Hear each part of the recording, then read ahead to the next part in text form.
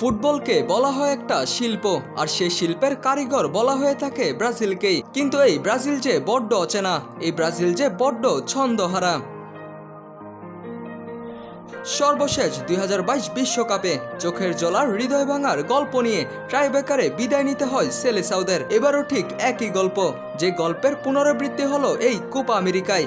উরুগুয়ের কাছে টাইব্রেকারে হেরে কোপার আসরকে বিদায় জানাতে হলো ব্রাজিলকে।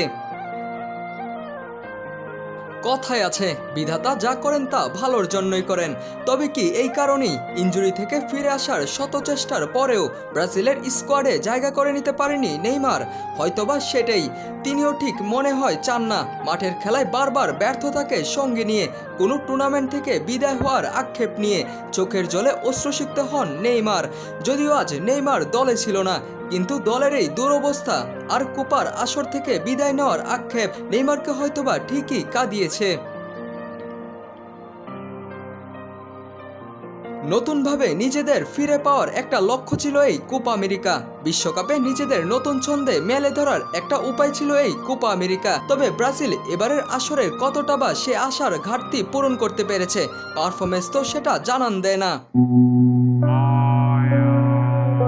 উরুগুয়ের বিপক্ষে নির্ধারিত সময়ে গোলশূন্য অবস্থায় ড্র থাকায় ম্যাচ গড়ায় পেনাল্টিতে। ব্রাজিলের হয়ে প্রথম পেনাল্টি নেয় মিলিতাও, যিনি একজন ডিফেন্ডার। যা হওয়ার কথা তাই হলো, ব্রাজিলের প্রথম পেনাল্টি মিস হলো। তবে একজন ডিফেন্ডারকে দিয়ে দলের প্রথম পেনাল্টি নেওয়ার সিদ্ধান্তটা কতটা যৌক্তিক সেটা একমাত্র ভালো কোচই জানে। আজকের ম্যাচে ব্রাজিলের বডি ল্যাঙ্গুয়েজে ছিল না কোনো জয়ের লক্ষণ। বারবার বল শুধু ব্যাক পাস, মনে হয় ব্রাজিল যেন ভুলেই গেছে আক্রমণের কথা। শেষ 15 মিনিট, যেখানে প্রতিপক্ষের একজন কম, সে সুযোগ কাজে লাগিয়ে আপনার খেলার কথা অল আউট ফুটবল, অপোনেন্টের গোল বারে অ্যাটাকিং সিচুয়েশন ক্রিয়েট করা। তা না করে ব্রাজিল শুধু ব্যাক পাস খেলে গেছে। উদ্দেশ্য কি তবে ড্র করারই কথা ছিল?